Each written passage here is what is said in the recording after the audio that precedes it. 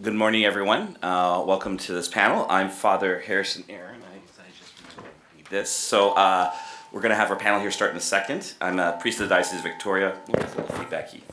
And, we're going to get that checked here. All right, let's test that again. That better? All right, good. No more feedback. I'm a priest of the Diocese of Victoria and pastor there, and also a part-time PhD candidate at the Maryville Institute. And I'm privileged to host this panel today. So our format's going to be quite simple. Each speaker will be given 20 minutes, and then we'll take questions at the end for the whole panel, and I'll kind of point people out for the questions. And so our first paper today is Until the Former Things Have Passed Away, Teleology and Chronic Pain by Kyle Karches. Is that right? Karches, sorry. Kyle Karches is MD, PhD, is Associate Professor of Internal Medicine and Healthcare Ethics at St. Louis University. He also holds an interdisciplinary PhD in healthcare ethics from St. Louis University, where he practices general medicine and teaches ethics. He lives in St. Louis with his wife Beth and children Sophia, Grace, and William. So, Dr. Karches, come on up.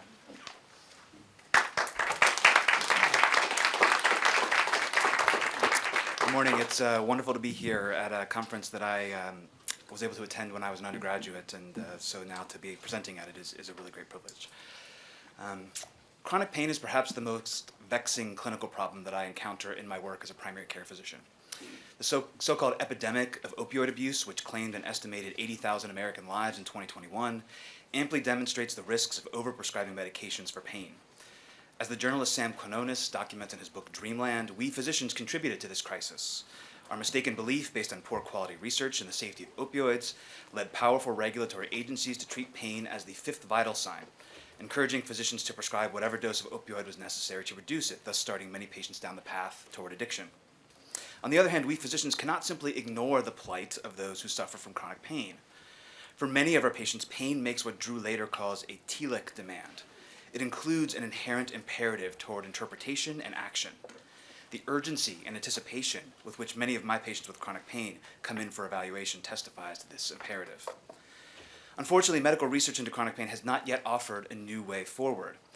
The International Association for the Study of Pain defines pain as, quote, an unpleasant sensory and emotional experience associated with, or resembling that associated with, actual or potential tissue damage. Although the references to emotion and potential tissue damage here indicate perhaps an openness to non-materialist accounts of pain, most basic science on pain today operates from the assumption that we must locate pain somewhere in the body. One scientific model, the gate control theory, posits that pain stimuli originate in peripheral nerves and proceed to the spinal cord, where various modulators, including other peripheral nerves and descending signals from the brain, can open or close the gate that permits pain stimuli to ascend to the brain, resulting in the perception of pain. The strength of this model for its defenders is that it may account for the role of psychology in how individuals perceive pain. Notice, however, that this theory attempts to localize the origin of pain in a physical lesion. It reduces the complexity and diversity of historical, cultural, and psychological notions of pain to a mechanism, descending nerve fibers, which we can perhaps alter with drugs that act on these pathways. Pain becomes objectified, something we ought to be able to locate in an autopsy. There's also no role for human agency in shaping how pain is perceived. Perception is a passive, unconscious process, the result of a cascade of material and biological forces. Meanwhile, clinical research into pain abandons scientific explanation entirely in favor of the pragmatic. It focuses on what basic science considers an epiphenomenon, namely the subjective experience of pain as described by the patient. Yet anyone who has been treated for pain knows that our tools here are crude. We might ask patients to rate their pain on a 10-point scale, for example, sometimes accompanied by a series of drawings of faces that appear increasingly distressed. The measure of success in both clinical research and medical management of pain is simply whether this number goes from higher to lower. These practices derive from the Cartesian metaphysics of medicine. Descartes defied the Aristotelian tradition by locating the principle of animation not in the soul, but in the body itself, which he understood as a mechanism that would operate until one of its parts decayed, leading to death. He thus set aside final and formal causation and focused solely on material and efficient causes, modeling the body's life upon the workings of inanimate machines. Life is simply dead matter that happens to be driven by mechanical forces, and we should study this matter and these forces to allow us to master and possess them, reshaping them for our own purposes. As Jeffrey Bishop has argued, modern medicine has taken up this project of mastery. We begin our medical studies with anatomical dissection because the dead body has epistemological primacy for medicine. By dissecting in the anatomy lab or at autopsy, I create a stable foundation for medical knowledge that I can use to gain therapeutic power over the bodies of the living. This framework justifies the attempts of medical researchers and clinicians alike to isolate a lesion in the body that causes chronic pain. Medicine, too, ignores formal and final causes in favor of material and efficient ones. What shows up for us as real must either be a physical lesion we can see with our diagnostic techniques or a symptom that we can effectively control. Whereas no physician doubts a patient who reports a migraine which has no lesion but is something we can treat, we physicians often suspect patients with chronic pain of a kind of deception, since we can often neither find a cause of such pain nor manage it effectively. Bishop also points out that this metaphysical and epistemological framework carries with it an implicit ethics. The Aristotelian framework had attended to formal and final causes not only of things, but also of human action by analyzing intention. The morally praiseworthy agent intends a genuine proximate good in alignment with the final end, the telos, of human life, which is given by our nature and therefore not fully under our control. Today, lacking such a teleology, medicine adheres to a kind of practical utilitarianism. We understand pain and discomfort as simply bad, without need for reference to any telos, and thus we aim to reduce it by the most efficient and effective means available. Within this framework, the prescription of large amounts of opioid pain medication seemed obviously appropriate. Hence, the U.S. Federation of State Medical Boards at one time recommended punishing physicians who failed to use them to control patients' pain, even if the physician, in so doing, had intended another important good, such as the avoidance of addiction and thus the preservation of health. If the lack of attention to teleology leaves medicine unable to respond prudently to chronic pain, one might well ask how a teleological approach might differ. In the Summa Theologica, Thomas Aquinas provides an account of pain rooted in his conception of the human good. He defines pain as a movement of the soul caused by an evil. The sensitive appetite, a faculty of the soul, responds initially with a passion, such as aversion, but this immediate experience alone is insufficient to guide a response. The intellectual appetite, also called the will, regards things in a broader way, as standing under the universal, as when it desires something because it is good. Furthermore, the intellect guides both the sensitive appetite and the will. By applying certain universal considerations of reason, it modifies the passions, and insofar as it apprehends the good of human life, it inclines the will toward this good as an object. Aquinas distinguishes bodily pain in the sensitive appetite from inward pain, grasped by the will, and he argues that insofar as the will, guided by the intellect, regards pain as an evil, inward pain worsens the initial appetitive experience of pain. For Aquinas, then, one's perception of pain derives ultimately from the interaction of all three of these faculties.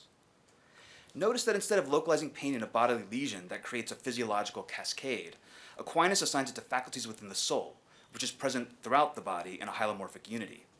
He uses this alternative conceptual framework to account for the same phenomena that contemporary models also try to capture. Whereas the gate control theory would explain the placebo effect as a product of nerve impulses descending from the brain to modify incoming pain stimuli from peripheral nerves, Aquinas could describe it as the intellect and will attenuating the appetite as part of the soul's hermeneutical response to pain. Aquinas ties his explanation of pain also to the telos of human life. He clearly regards pain as an evil that ought to be relieved, if possible, but he explicitly rejects the notion that pain is the greatest human evil. Quote, "For there is something worse, namely either not to reckon as evil that which is truly evil, or not to reject it." If pain helps one perceive and therefore avoid a greater evil, for example, it can contribute ultimately to the pursuit of the good, and perhaps even to the final end of human life, namely loving union with God. As Eleanor Stump argues in her own work interpreting Aquinas on suffering, Aquinas also considers how, in some cases, pain can enable an individual to allow God, who himself suffered pain on the cross, to draw near, so that they feel divine consolation with increased intensity in direct proportion to their sufferings. For Aquinas, then, the proper management of pain cannot be as simple as measuring it numerically and reducing it technologically, as it must participate in the pursuit of higher goods. In order to extend this teleological non-Cartesian account and suggest some ways to make use of it to help those suffering from chronic pain, we need a more robust account of how exactly the will and intellect modify the sensitive the appetitive sensation of pain, something Aquinas says little about as his main concerns in the Summa lie elsewhere. I turn then to Maurice Merlot Ponte's Phenomenology of Perception. In this work, Merlot Ponte follows the tradition of phenomenology in attempting to overcome the divisions received from modern philosophy between subject and object, soul and body, by showing how these interpenetrate one another as aspects of a more inclusive whole. He takes up Husserl's distinction between corpor, the inert physical human body proposed by Descartes, and Leib, the lived body or flesh, but draws on Heidegger's concept of being in the world to insist that even this distinction is artificial. The body is not mere Cartesian res extensa awaiting the imposition of will and meaning, but rather the condition for the possibility of experience and meaning themselves. His argument proceeds by showing how rationalism and empiricism cannot adequately explain the findings of contemporary scientific research into perception, nor can they account for careful descriptions of the actual phenomena of experience upon which scientific investigations must ultimately rest. Both rationalism and empiricism presume a causal cascade in which the world impinges on human sensory organs, resulting ultimately in perception. Meaning then attaches to these perceptions either because the causal train triggers memories, according to empiricists, or via mental activities such as judgment for rationalists. Whereas they propose the world as the starting point for perception, Merlot Ponte argues to the contrary, that the world as we experience it is the result of perception. By carefully describing phenomena such as optical illusions, he contends that perception contains ambiguities and contextual relations that cannot be fully explained in terms of causal interactions between determinate things. Some of these result from the presence of memory and emotion, not after the completion of perception, but it's at its outset, as a horizon of tacit knowledge that always already shapes the way the world reveals itself to us. Based on our prior experiences, an object may appear attractive or repulsive at the same time, or perhaps before it appears to be blue or square. For Merlot Ponte, the basic level of perception is not raw sensory data, but rather the gestalt, the meaningful whole against a background field that spontaneously organizes itself, along with its ambiguities, as part of the historical process of the body's interaction with the world. Merlot Ponte's attention to the way the body's history shapes perception leads into an analysis of habit. He describes the body's existence as being toward the world, a projection toward lived goals, and a condition for the possibility of perception. We experience the body not as I think, but rather I can. And this directedness and intentionality rely on what he calls the body schema, our pre-conscious awareness of the body's spatiality and movement. The schema arises from a dialectic between the actual physical body, corpor, and the habitual body, the sedimentation of prior goal-directed activities.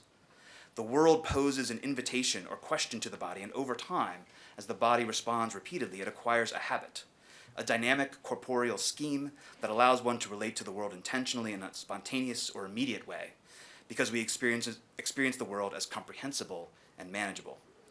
For example, in learning how to dance, one must first consciously imitate the movements of others, a task made possible by the I can of the body schema.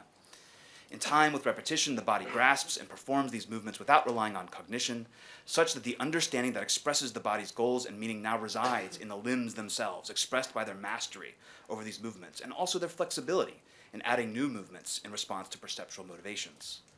Habit is a principle of practical intelligence that coordinates means and ends, and thus dilates the body's being toward the world, situating it in relationships of meaning.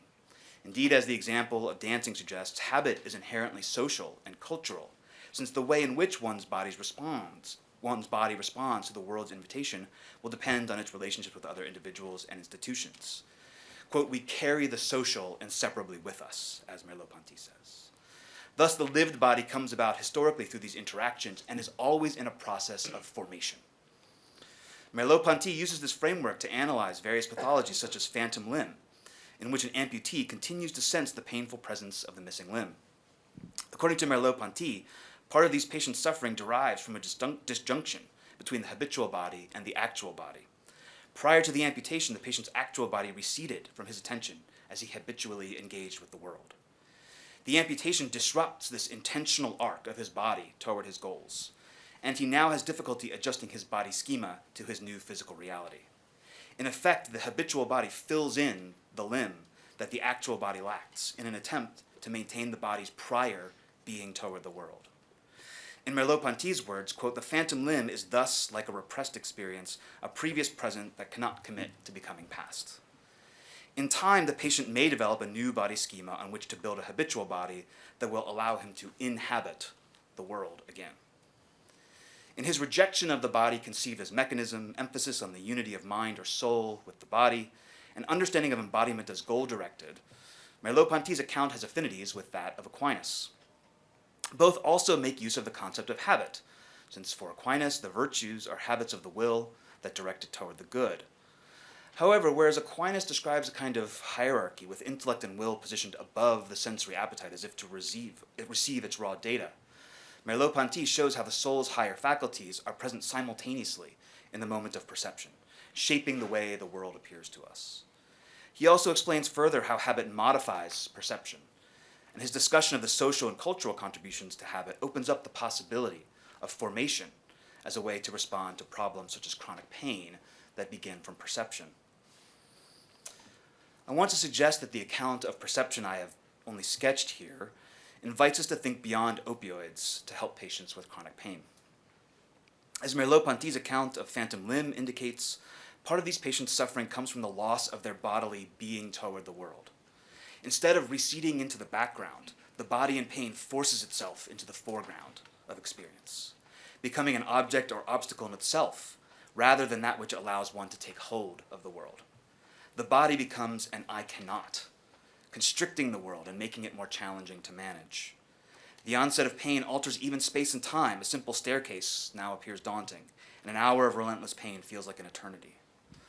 The philosopher Kay Toombs testifies to this change in world as she writes of her own experience becoming disabled due to multiple sclerosis. Quote, I cannot recollect or reimagine the felt bodily sense of walking.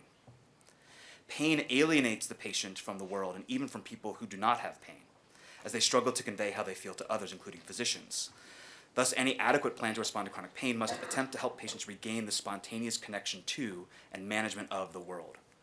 Such patients need assistance in adjusting their body schema, redeveloping a habitual body that works with their actual body as it is, rather than attempting to repress it, as perhaps opioids do. Of course, physicians should make judicious use of medications, but as part of a plan that includes modalities such as physical and occupational therapy and rehabilitation. Ironically, as I can attest from my experience as a physician, insurers will often cover oxycodone, but not these treatments, which require time and the attention of a skilled therapist.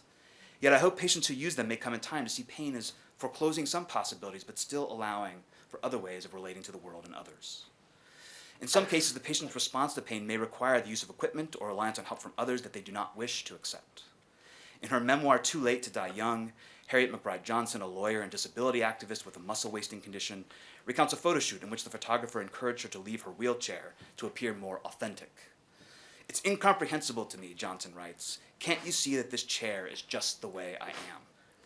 The chair has extended her body schema, such that she experiences it as profoundly enabling, allowing her to relate to the world.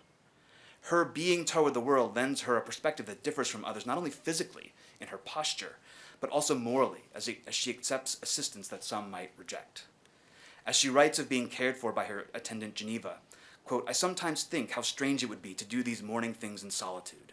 To me it is so natural to feel the touch of washcloth-covered hands on flesh that is glad to be flesh, to rejoice that other hands are here, something the able-bodied might reject as dreadful or unnatural.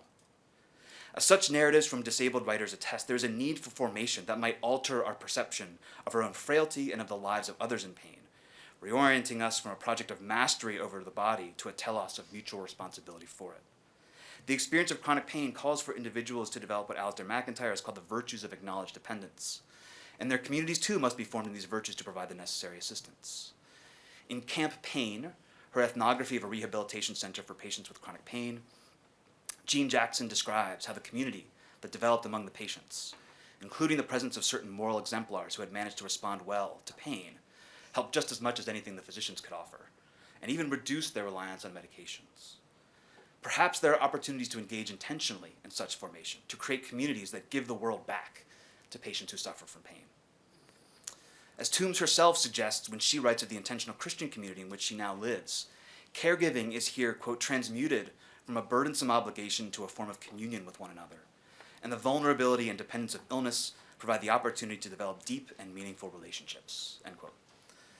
This kind of community can give those who suffer a world, of which chronic pain deprives so many, in a culture that values autonomy and independence and seeks to use medical means to preserve them. Chronic pain is not then simply a medical problem, but rather calls for a wider social and political response. Indeed, I want to close by suggesting that Christians in particular ought to develop communities in which individuals are welcomed and formed in this way. As the theologian Emmanuel Falk, who draws on Merlot Ponte in his own work, reminds us, Christ too, at his moment of greatest pain on the cross, called out for the Father, expressing the fundamental need each of us has for communion in the face of suffering. Yet in the Paschal Mystery, Christ exemplifies the promise of passage toward new telos, a transformation of the flesh, both corpor and lab, first in his wounded yet resurrected body, and then in the Eucharist. For Falk, there's only one world, that of God, and the Eucharist constitutes the church as a flesh in common, a being toward God's world in which our bodies, corpor and lab, are incorporated into the body of Christ. Christians formed by the Eucharist, then, can only abide in the world authentically as a community of care and solicitude for the flesh that we now share. This care that Christians rightly owe to others within and outside their communities can, like the Eucharist, provide a foretaste of the kingdom in which, as the book of Revelation promises, death shall be no more, neither shall there be mourning, nor crying, nor pain anymore, for the former things have passed away. Thank you.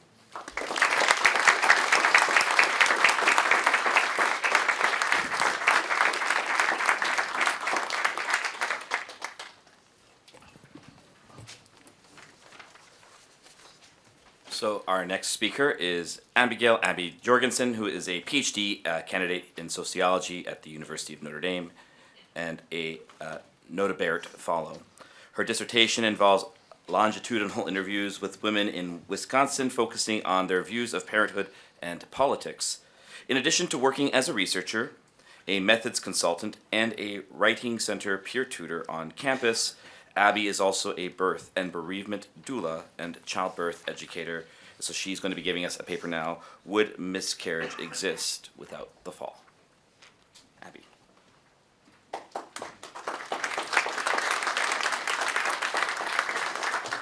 Thank you so much. As Father said, my name is Abby Jorgensen, and I am honored to be here with you today. I am a PhD candidate, as we just heard, here at the university, and I study families, specifically transitions into parenthood, especially in the case of perinatal loss. And by perinatal loss, I mean miscarriage, stillbirth, and infant loss. Essentially, these all describe the loss of a child before the age of 1 year old. I'm also a doula and a childbirth educator. For those of you who don't know what a doula is, I'm really excited to tell you. A doula is a medical paraprofessional who offers non-medical support, meaning emotional support, advocacy, and more, during pregnancy, labor, delivery, and postpartum. And a childbirth educator is an instructor who helps families know what to expect in the same time frames. In these roles, I specialize in birth and bereavement, walking with families through the birth process, especially when the baby is born dead or is expected to die shortly after birth. In my talk today, I invite you to join me in a thought experiment about whether miscarriage would exist without the fall. Some of you might think that's a strange question. The fall brought death into the world, so of course miscarriage would not exist without the fall. You may be very suspicious of just the premise of my talk. What does a sociologist doula know about theology? And you might have reason to be suspicious. If you could see my notes of the first draft of this talk, I spelled concupiscence an impressive number of ways. It was 4. It's true that I do not come to questions of grief from academic training in theology. Rather, as someone who walks with and works with lost parents on a daily basis, and as a lost parent myself, I come to theological questions out of necessity and confusion. The question I pose today, whether miscarriage would exist without the fall, is one I bring to you for 3 reasons. First and foremost, many of my clients have asked me questions about theology and miscarriage, and I have not been able to point them to definitive Catholic teachings, because such teachings do not exist. There's no encyclical on miscarriage, no catechetical entry on chromosomal abnormalities, no CDF decree on where the souls of miscarried babies go. And yet the questions of God and perinatal loss haunt, plague, and devour many lost parents, including myself. And these are the questions that drive many of us toward or away from the church. So addressing what may seem like a strange thought experiment can give us incredibly valuable insight into questions that truly matter to people's lived experience. The second reason this question is important is because it helps all of us ponder what life looked like before the fall, in the interest of finding clues about what heaven might be like and who will be waiting for us there. And third, this question is important because it exposes the assumptions we make about our bodies and how they relate to God. So I invite you to join me in this space of necessity and confusion and ask whether, and more importantly, why not miscarriage would exist without the fall. So I want to quickly explain the term miscarriage. Miscarriage is the unintended loss of a baby between conception and 20 weeks gestation. It is one of the most common obstetric complications we see. It affects 1 in 4 pregnancies. While all the questions we address in this talk might also apply to stillbirth or infant loss, you'll hear me refer most frequently to miscarriage, since it is the most common form of perinatal loss.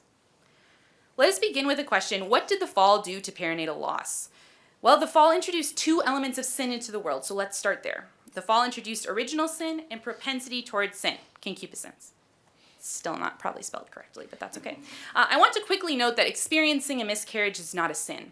This may seem very obvious to many of us, but I have been practicing as a bereavement doula for 9 years, and at least once a year, 3 times so far this year, a client has told me that her priest told her she needs to confess having a miscarriage.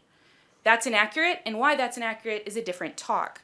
But I want to be very clear that I do not see a connection between the entrance of concupiscence into our human story and miscarriage. Let's move on to original sin. This is the big one. The fall introduces original sin, and therefore the idea of death in terms of souls separated from bodies.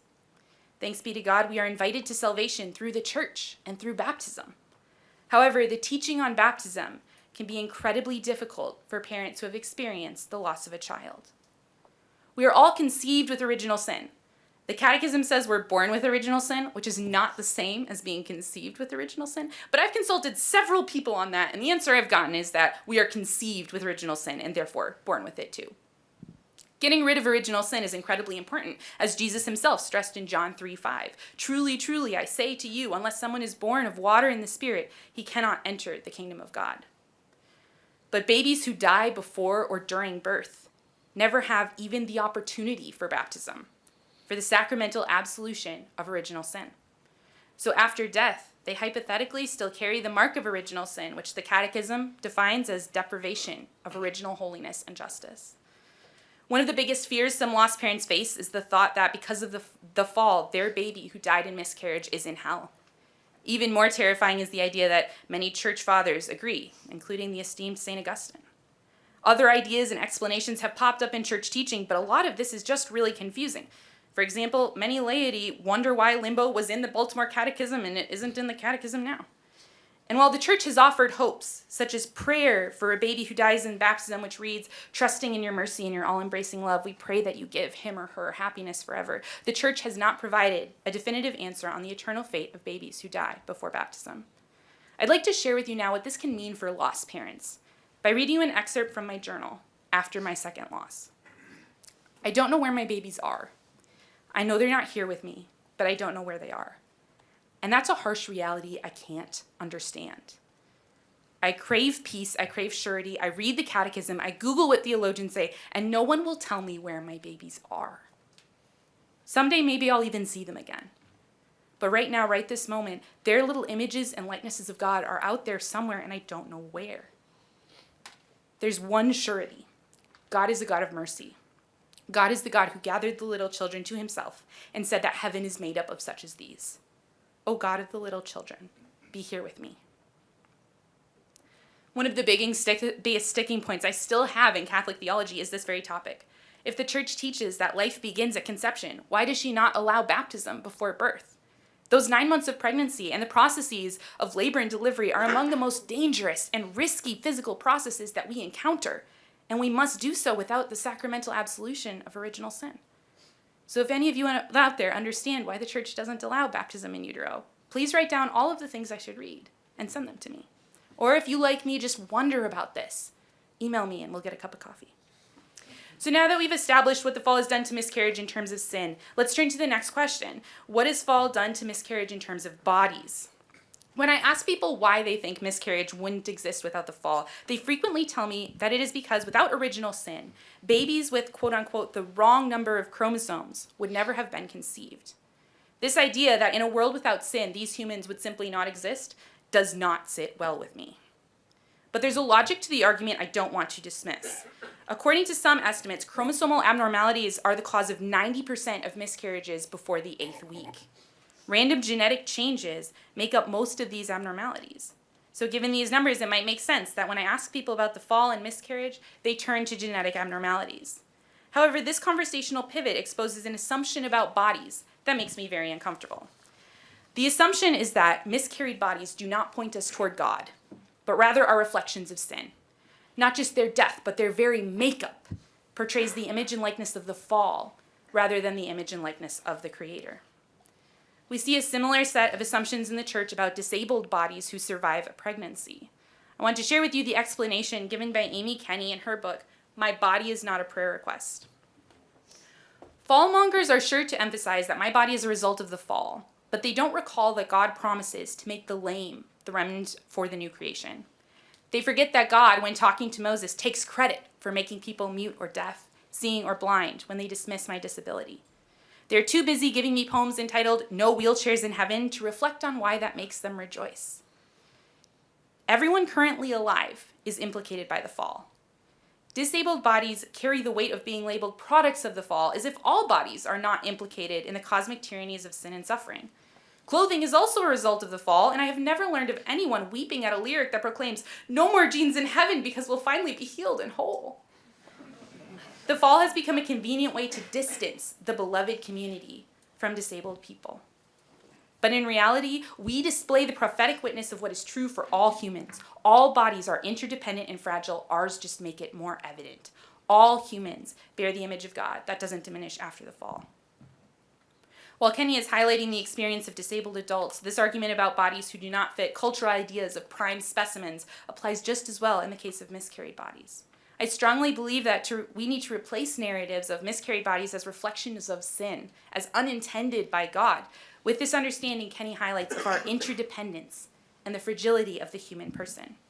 If we truly agree that every human being is made in the image and likeness of God, we must accept that it could be true of the being whose body defies our medical expectations of what is normal, whose body is, quote unquote, incompatible with life, but only with the life of this fallen world. What if babies lost in miscarriage die not because of their own bodies, but because of our fallen world? What if our heavenly home is full of bodies that we here on earth consider dysfunctional or ungodly? What if heaven's population reflects a wide variety in numbers of chromosomes? This question, though, leads us to the next question, I wonder, which is, why is it so hard for me to see beauty in the bodies of those who die young? And here are 3 answers I've come up with. First, cultural ideas of beauty often don't extend pre-birth. Honestly, newborns come out looking really funky most of the time. Our idea of cute or beautiful or attractive for children, these standards of beauty are more frequently oriented towards toddlers, and they do not teach us to recognize or admire beauty in the preborn.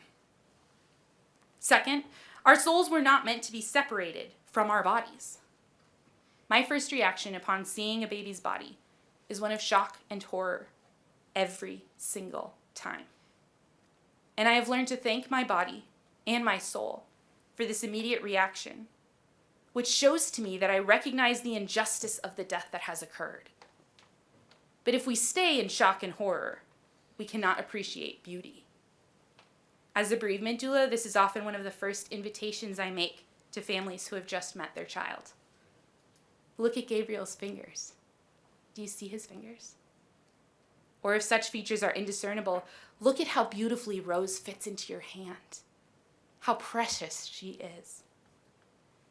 If you're working to gain more skills in supporting families in these moments of perinatal loss, please let me know, and I'd love to talk with you more about what observing beauty in the miscarried body looks like for me. The third reason is very simple. Many times in early loss, we cannot even identify a body in which to observe beauty. And there can be so much pain in being unable to find a body. But as a wise friend pointed out to me, neither could the women who ran to the tomb.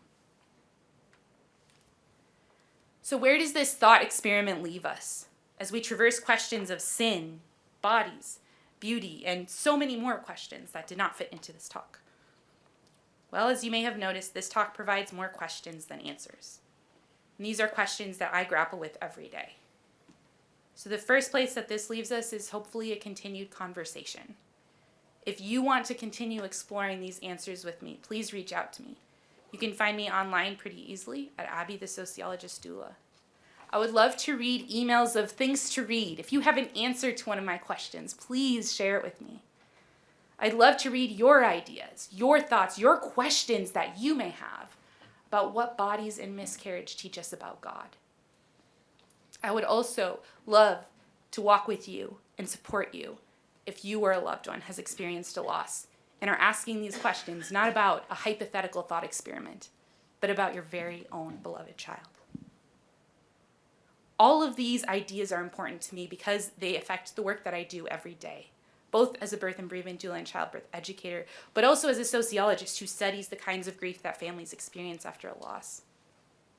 I am currently working on synthesizing many of these questions into a book on the theology of miscarriage, which is currently on track to be published with Ave Maria Press in spring 2024. So if you could get me those reading suggestions sooner than later, that would be great.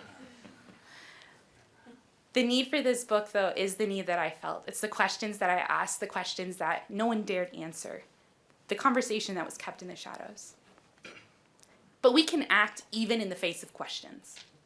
So there are 3 calls to action that I'd like to share with you and challenge you to join me in. First, let us gently correct those who are sharing false information about sin and miscarriage, whether about the idea that miscarriage is a sin, or about the eternal destination of these babies' souls as set and decided by a heartless God. This is such a point of pain in the Catholic Church, and it is such an important pastoral moment for us to engage. Second, join me in interrogating where we have internalized messages about the right and godly type of body that have confused our understandings of the image and likeness of God. I highly recommend this book, My Body is Not a Prayer Request, as a tool in doing so. If you're at the University of Notre Dame, this is the library copy, and it's the one copy we have, so don't request it for another 2 weeks. I'm getting a copy from my family for Christmas, but this book is an excellent starter pack to debunk some of the assumptions about what a godly body looks like and what a godly body in heaven might look like, what the image of God really is. So, highly recommend that book, but whatever method it takes, please do join me in thinking about where our assumptions, our cultural understandings of what is desirable play into our cultural understandings or misunderstandings of God. Third, I hope we take some time to appreciate the beauty of the miscarried body, to challenge why we think of certain things as inherently beautiful and others as inherently ugly. I will never forget this book that I read in high school by Ted Decker called The Martyrs Song. Absolutely no one is nodding in recognition, and that doesn't surprise me. It's a fairly small book. But in this book, a young woman, a young girl who is disabled and described as incredibly ugly is killed very early on in the story. And an elderly priest who is dying finds himself in heaven where he sees this girl, Nadia. And he sees that she's incredibly beautiful. But nothing at all about Nadia has changed. It is just his perception, removed from the fall, that has changed. This story always struck me that moving from the fallen world into heaven didn't change a single aspect of Nadia's body, which had been the image of God all along. But it utterly transformed her priest's understanding and recognition of what true beauty is. Let us flip our questions on their heads. What if my questions about beauty and body were less about making bodies beautiful and more about making my fallen definition of beauty change to better reflect the vastness of the beauty that is God? This vastness that we see even in the bodies of those who die so young. The Catechism paragraph 400 discussing the fall reads, "Harmony with creation is broken. Visible creation has become alien and hostile to men." So what if it's the fall in creation that have caused miscarriage, not the genetic makeup of the baby? What if that baby truly is still the image and likeness of God? What if we can look at that baby's body even after death, and while recognizing the pain of death, look at that body and say it is good? I challenge us all to look at death, to look at bodies, to think about what our assumptions are when we see the image and likeness of God. It is beautiful, and it is good. Thank you.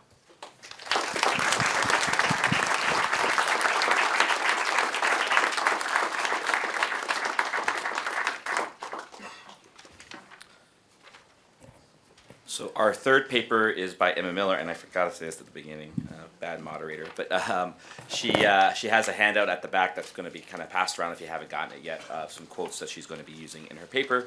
And so Emma Miller is a graduate student in the Master of Theological Studies program at the University of Notre Dame, concentrating in history of Christianity.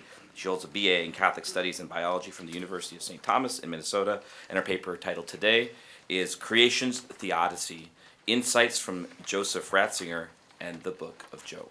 So Emma.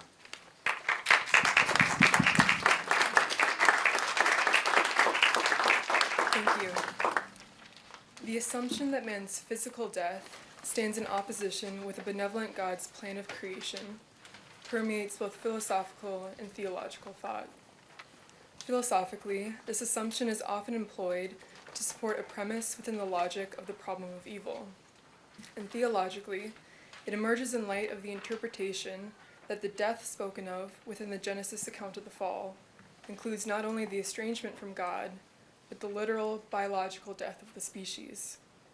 On the other hand, however, the breakthrough of evolutionary biology has revealed that creation not only succumbs to death, but depends upon death for the development of diverse natural kinds.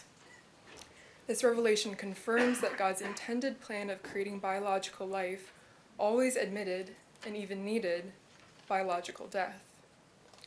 Yet while this may certainly be the case for non-rational life on Earth, can the same be said of man, who, after all, is not alien to the evolutionary process, but stands in continuity with it?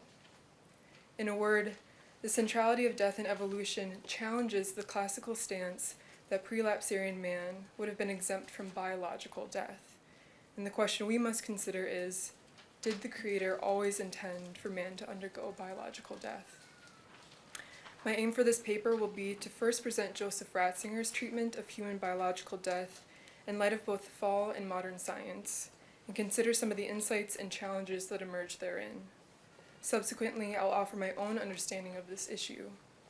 I'll propose that creation itself offers mankind a theodicy concerning his physical death, one which is found within the Book of Job and brought to perfection in Christ as the new Adam. Ratzinger knew well the growing tension within the question of sin and biological death, and often responded to instances in which the modern church lacked clarity in her position on the issue. For instance, in his commentary on the 18th article of Gaudium et Spes, which addresses man's immunity from biological death, Ratzinger writes, quote, "It would have been possible to make clear the meaning of the statement which appears rather disconnected in the latter half of the article, to the effect that man would have been immune from bodily death if he had not sinned. This thesis in its classical dogmatic form is scarcely intelligible to present-day thought, but could be made so by means of an existential analysis of the constitutive features of human life, which establishes a distinction between death as a natural phenomenon and death as seen in the personal categories proper to human life. It is clear that the authors were at all events conscious of these questions, because they rejected the various proposed alterations, asking for mention to be made in the context of the preternatural gifts. The problems connected with this natural terminology were deliberately kept out of the text." Close quote. Although he acknowledged this lack of clarity from the Church, Ratzinger himself shared the pastoral priority of safeguarding the faith. Therefore, he too remained hesitant to hastily declare new theology on the matter. However, the tone of his writing continually insists upon a more nuanced interpretation of the fall narrative and a less stringent association between original sin and every aspect of human death. Further, he almost exclusively speaks of life and death in terms of relational rather than biological language in the context of the doctrine of original sin. In Spe Salvi, Ratzinger writes, quote, "To eliminate human death, or to postpone it more or less indefinitely, would place the earth and humanity in an impossible situation, and even for the individual would bring no benefit. Obviously, there is a contradiction in our attitude, which points to an inner contradiction in our very existence. On the one hand, we do not want to die. Above all, those who love us do not want us to die. Yet on the other hand, neither do we want to continue living indefinitely, nor was the earth created with that in view. So, what do we really want? Our paradoxical attitude gives rise to a deeper question. What, in fact, is life? And what does eternity really mean? There are moments when it suddenly seems clear to us, yes, this is what true life is. This is what it should be like. Besides, what we call life in our everyday language is not real life at all. Close quote. When Ratzinger does employ terminology of life, immortal life, and death, he almost always presents them as concepts that have less to do with man's biological state and everything to do with his relation to Christ, who is life itself. For instance, he writes that, quote, "Man introduces a new level of being. This is spirit, which lives and is itself life. Spirit is fused with biological existence, and thus gives life another dimension. Besides this, Christian faith is persuaded that we meet with yet another level of being, and that is in our encounter with Christ. Life thus becomes a life lived in community with a creative life that is the origin of all." Close quote. Elsewhere he continues, quote, "Immortality does not inhere in a human being, but rests on a relationship with what is eternal, what makes eternity meaningful. Man can therefore live forever because he is able to have a relationship with that which gives the eternal." Close quote. If human life, according to Ratzinger, is uniquely defined by his relation to God, then so too his death must be uniquely defined by a loss of such relationship. In a 1981 homily, the then cardinal reflects on the meaning behind God's warning to our first parents, "When you eat of it, you will die." Ratzinger explains, quote, "This means that when human beings who deny the limitations imposed on them by good and evil, which are the inner standard of creation, deny the truth. They are living in untruth and in unreality. Their lives are mere appearance. They stand under the sway of death." Close quote. Later, in his 1985 Corinthian lectures, Ratzinger, now the prefect of the Roman Congregation for the Doctrine of the Faith, elaborates further, stating that one must take the claim, "you will die," quote, "not in the sense of dropping dead instantly, but in the sense of surrendering to the dominion and sphere of the power of death." Close quote. In both quotations, Ratzinger conveys a sense of death that inflicts man while yet biologically alive. It is a death that has dominion and contradicts reality. It is a death that bears a sting. If life and death are considered primarily in terms of relationship, then Adam's gift of immortality would not necessarily entail his endless biological status on Earth, breaking continuity with the evolutionary pattern from which his body emerged. Rather, it is likely that some event would have occurred in which his temporal life would have been culminated, and through which he would have transitioned into eternal life. And the question at hand is whether or not this event would have included biological death. While Ratzinger does not posit official claims concerning exactly what Adam would have undergone at the end of his earthly life, his emphasis upon life and death as primarily relational phenomena significantly assuages the tension brought about by evolutionary science.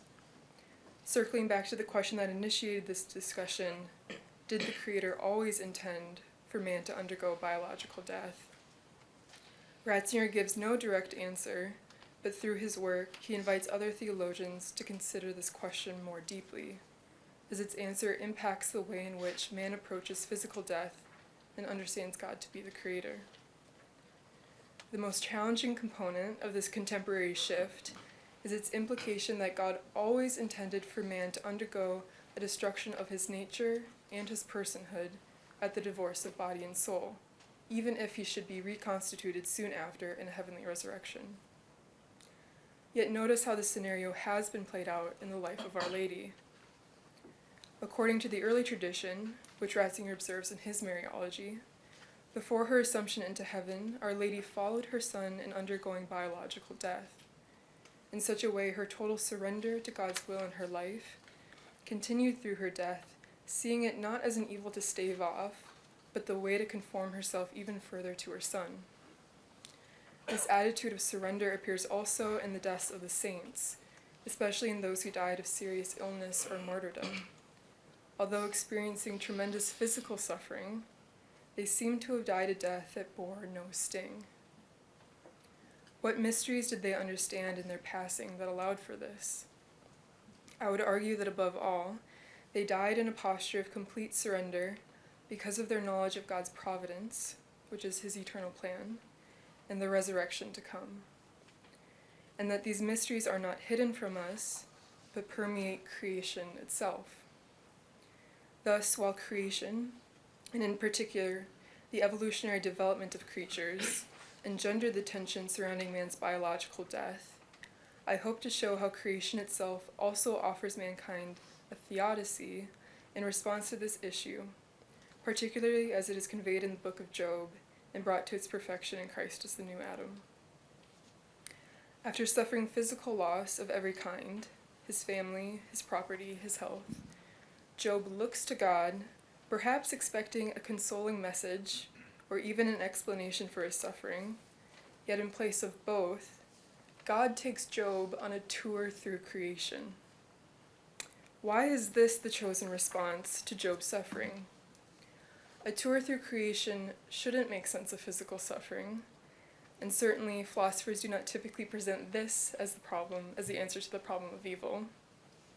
Yet for Job, this more than satisfies. Look to creation, and physical suffering will make sense. In this story, providence is especially depicted through the continuous question God directs towards Job. While Job must confess his ignorance regarding where the east winds are scattered, his absence when the earth's foundation was established, or his inability to provide food for the raven and her young, each question only bolsters his final confidence in God's care for the world. He is the one who counts, commands, and clothes his creation. Constantly, the order of nature gives witness to a designer, and for us who stand on this side of Darwin's discovery, we can trust that even the evolutionary unfolding of creation remains always under God's watchful care. And as it is with providence, so too resurrection reveals itself throughout the cosmos. Fallen leaves return their nitrogen to the soil of the very same tree from which they fell. Wildfires renew ecosystems to their youthful vibrancy. In the tomb of a chrysalis, the old form of the caterpillar is put to death before it emerges in a newfound splendor. And never was there a plant that did not first undergo death and burial as a seed before resurrecting from the earth to its mature glory. This is, after all, the image which Christ himself uses to convey the mystery of the death of the Christian. Verily, verily, I say unto you, unless a grain of wheat should fall upon the ground and die, it remains a single grain. But if it dies, it bears much fruit. In Christ, this twofold mystery of providence and resurrection is perfected. Because humanity stands as the horizon between physical and spiritual creation, and because Christ is the perfect human, he acts as a representative of the whole of creation, and thereby creation's theodicy of providence and resurrection is perfected in him. In the garden before his passion, he echoes creation's song of providence in his prayer to the Father, and completes the triad of fiats found in Scripture. The first fiat was spoken by the Father in creation, let there be light. The second came by way of the Mother, to welcome the incarnation, the moment which creation, now wedded to the divine nature in Christ, would forever be changed. Let it be done unto me. And here the Son gives the third and final fiat as he ushers in the new creation upon his death. Let not my will, but yours, be done. All three share in one voice, speaking of one divine plan of creation. Let it be done implies providence, from the creation of the heavens and the earth to the incarnation and into the new creation through the cross. Notably, a garden happens to be a setting not only for Christ's cry of providence, but also for his resurrection, where he is identified to be the gardener. Hence, not only do these mysteries perfectly bookend his passion, but they do so in a way that recalls his identity as the new Adam. Ratzinger writes, quote, "The sting of death is extinguished in Christ, in whom the victory was gained through the plenary power of love unlimited. Death is vanquished where people die with Christ and into him." Close quote. Hence, unlike the first Adam, who by turning from God incurred a death that bore his sting, this new Adam transforms death through love. This is why the saints and martyrs die a death that bears no sting, for by their conformity to Christ, who transformed the nature of death, they die in total surrender to his providence and in perfect hope in the resurrection. Returning a final time to Ratzinger, he writes, quote, "And so it turns out that the confrontation with physical death is actually a confrontation with the basic constitution of human existence. It places before us a choice, to accept either the pattern of love or the pattern of power," close quote. This pattern of love is the cross itself. As elsewhere, Ratzinger writes, quote, "The sign of the cross is inscribed on the whole cosmos. The cross of Golgotha is foreshadowed in the structure of the universe itself. The cosmos speaks to us of the cross, and the cross solves for us the enigma of the cosmos. It is the real key to understanding reality," close quote. The connection between creation and the cross is made possible in Christ. For when God fashioned the heavens and the earth through the Logos, he fashioned it through the Paschal Lamb. Let us, like Job, look upon creation to encounter the cruciform pattern of love therein. Thank you.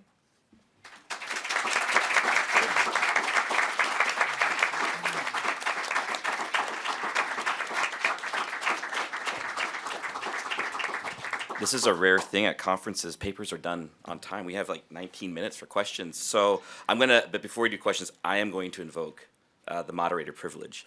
I want to ask actually Abby a question. I was just kind of curious, as you were giving your talk, which was fantastic, and as a pastor, it was very helpful too. But I was wondering, do the resurrected wounds of Jesus can that give an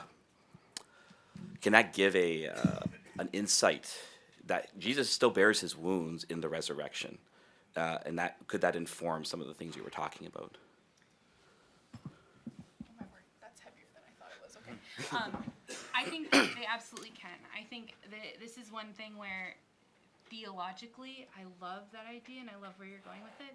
Pastorally, in my role as a bereavement doula, I have a harder time explaining that to someone. Mm-hmm. One of the reasons is Christ's wounds after his crucifixion are presented to the disciples, and they see it and they understand it, right? And then Thomas is like, "You guys are crazy, that could never have happened," and then he gets the chance to actually feel the wounds and experience that proof himself.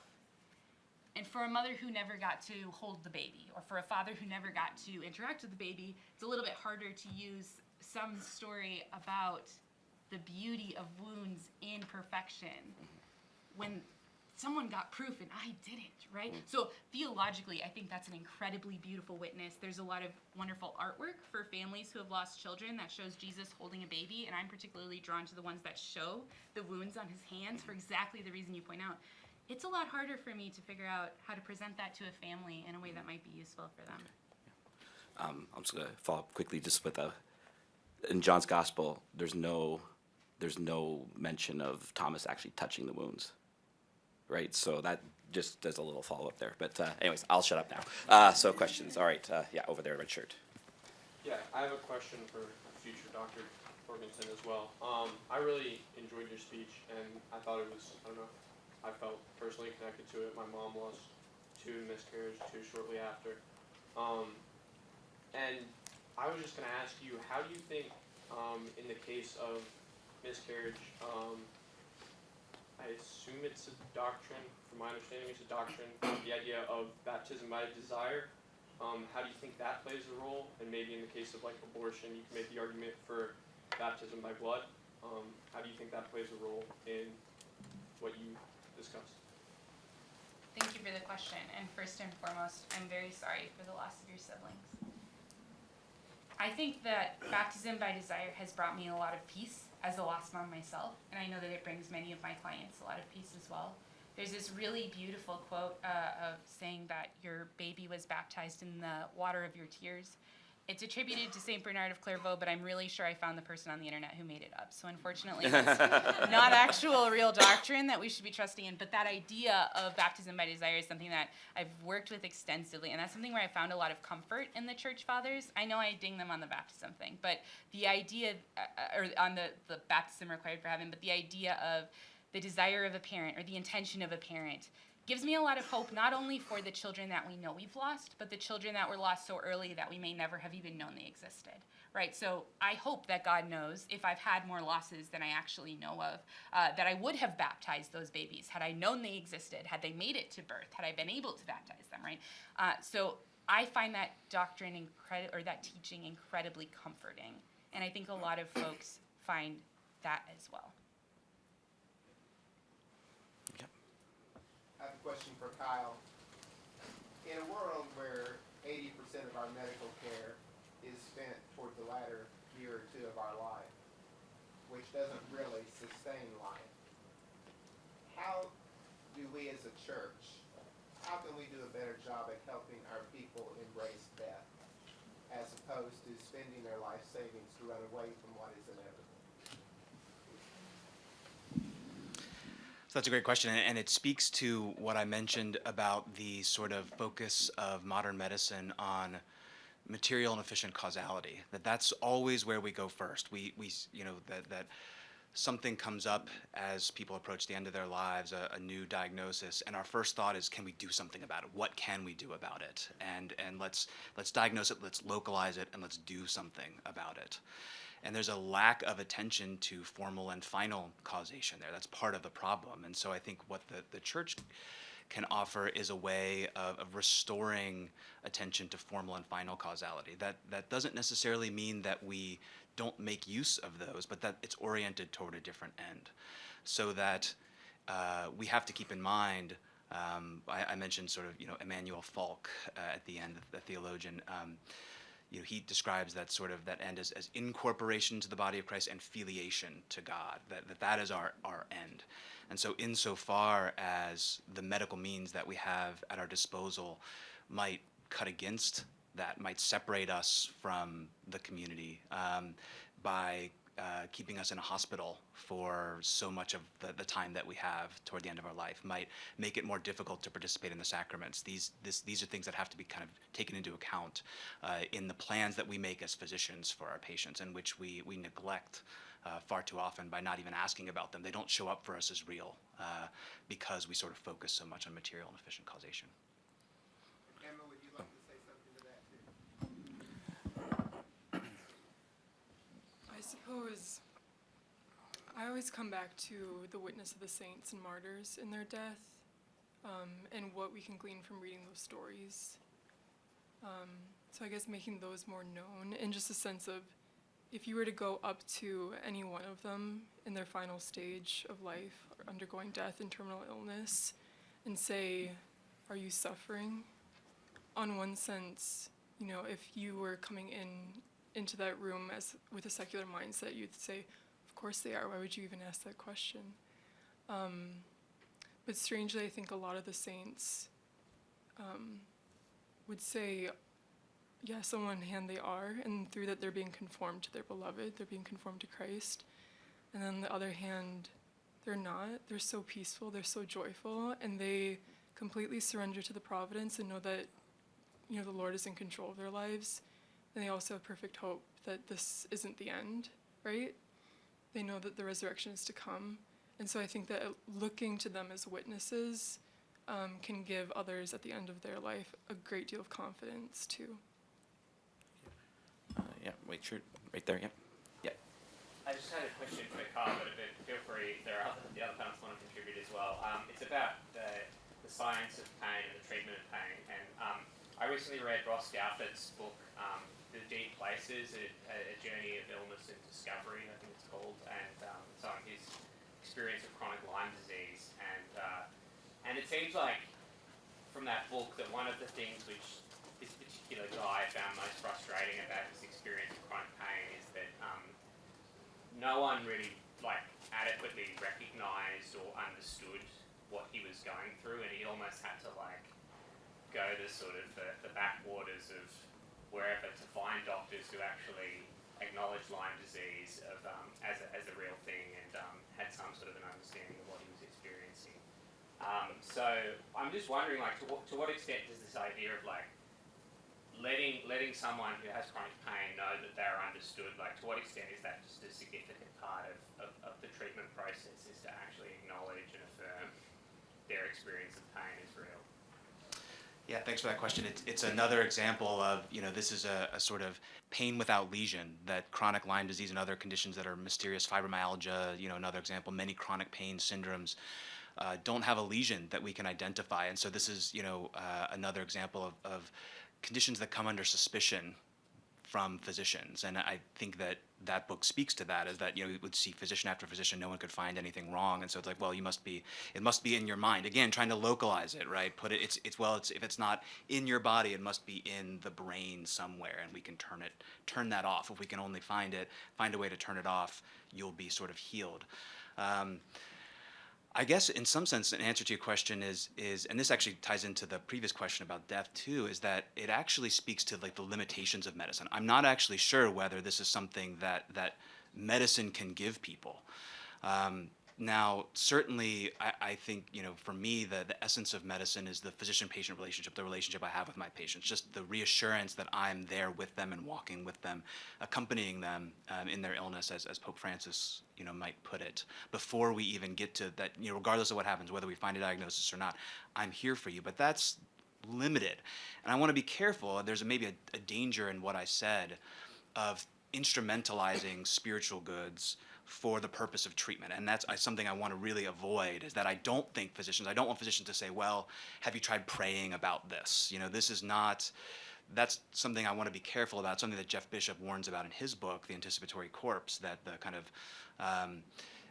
chaplains become incorporated into contemporary medicine, not as a way to help people who are suffering turn themselves toward God, but rather as a sort of instrumentalized thing to kind of keep them within the apparatus of modern medicine. I want to be careful to avoid that kind of thing. So I think it actually speaks to that at some point physicians actually need to recognize that we've reached a sort of limit, and that it should humble us that we can't come to an adequate explanation of the pains that patients experience, and that we can't necessarily offer the kind of turn towards the final good. And this is actually some place where the church ought to come in and sort of step in here. And so physicians need to recognize their limits at that point. Any other panelists want to follow up on that? No, we're good. Okay, good. I'll go over this side. Yeah. I hope I'm not misrepresenting your words here, but it seems like in your presentation, you never explicitly said that that miscarriages would not take place before the fall. But I thought that was an implication, particularly when you said that the fall introduced death in terms of the soul being separated from the body. So my question is, in terms of, or I guess in light of what Emma was saying about biological death not necessarily being a bad thing exactly, and also with the possibility of genetic abnormality or disability being present before the fall in a way that shows forth the glory of God, would you be open to the idea of miscarriage being present before the fall in kind of a less negative sense? Or does that still seem kind of antithetical? No, I think that it's a really good question, right? This is part of the thought experiment, is we keep going down different rabbit holes with this. And the idea that death wouldn't exist before the fall in terms of the separation of the soul and the body, right? I think explained far better than I could exactly what that means in certain contexts, and that absolutely could be it. So let's think about that then. Like, let's think about if early death were to exist before the fall, what does that tell us about God?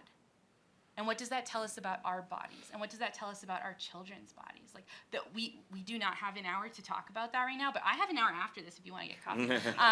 But absolutely, right, I'm very open to that idea. I just want to stress that because the fall introduces death in the way that it did, things look different now than they should have, or things look different now than they were designed to, right? And so thinking about that and wondering about that gives us the ways to understand more about what a body would have looked like if miscarriage did exist before the fall, what sin would have looked like, what fault would have looked like, what guilt would have looked like, right? How would all of those things work? What would the process be? Like, my first instinct to that is, what would the physical process of miscarriage be then?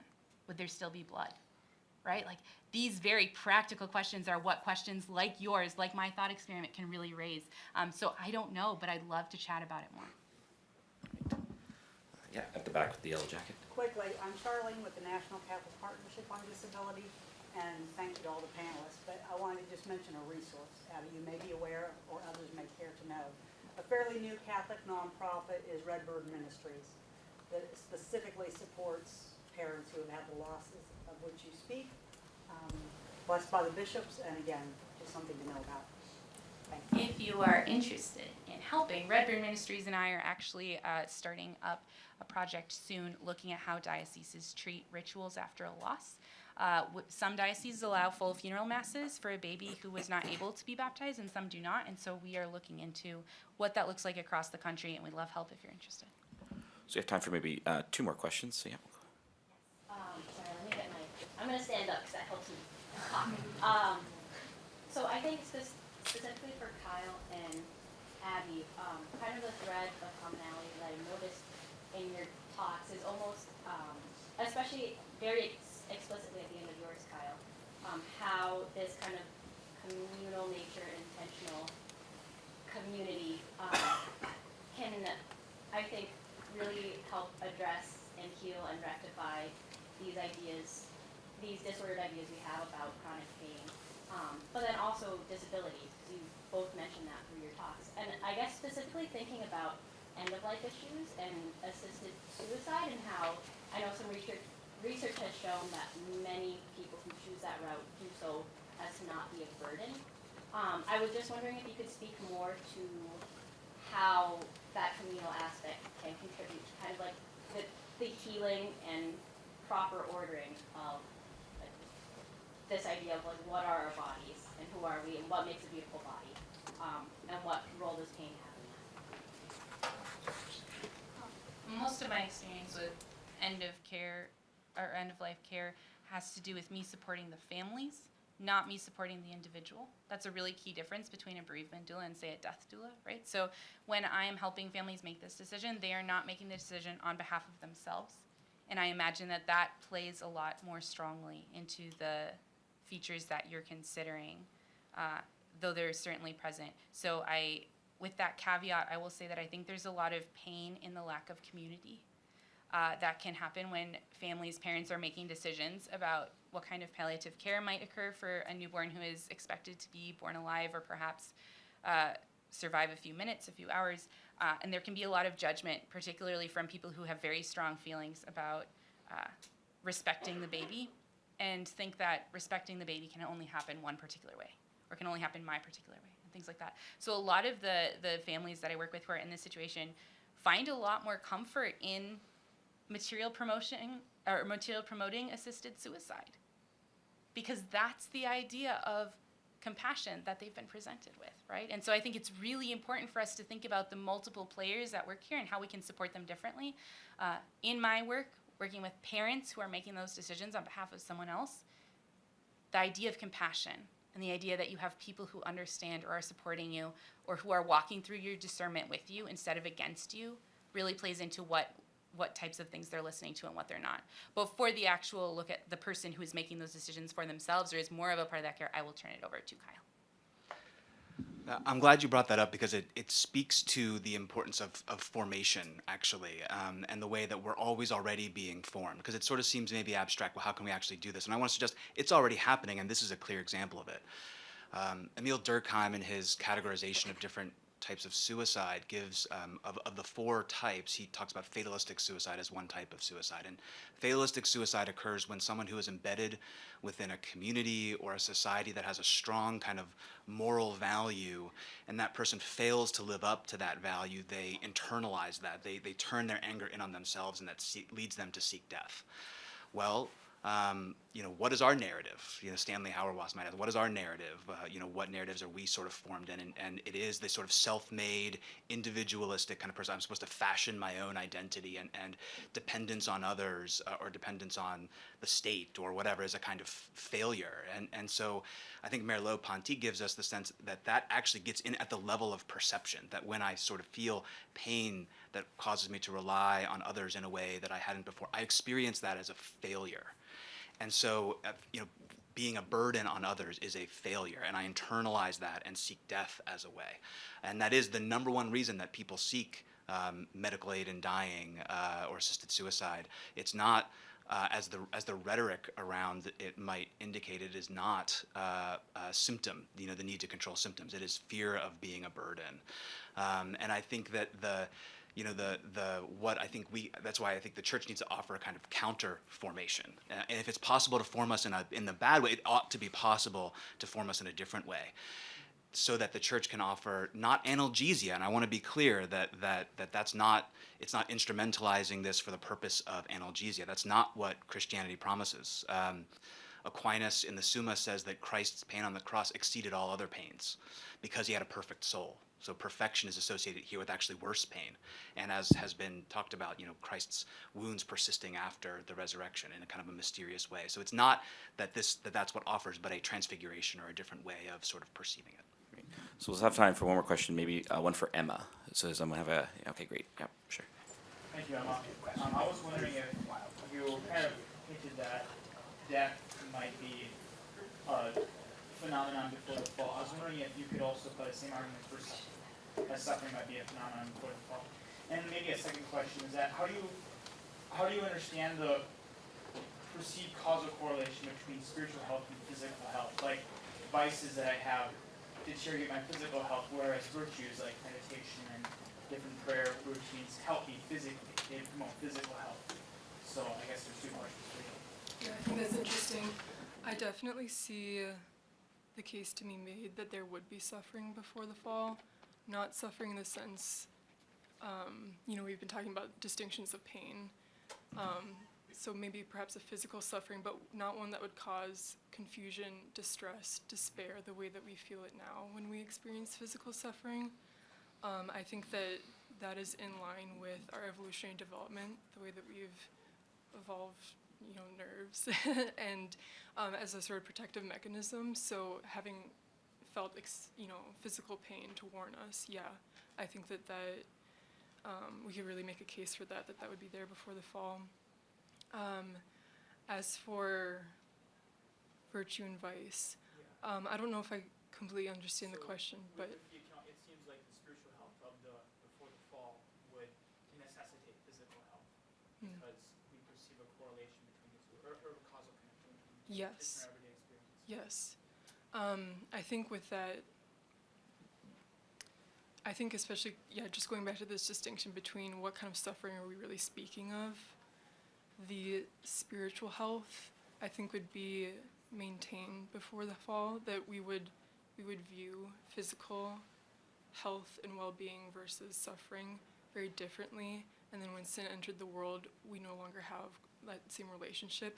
So maybe that disconnect enters in there, whereas before it would have been in a restored, unfallen state beforehand. Awesome. So just as to conclude, to thank our panelists for their great presentations today.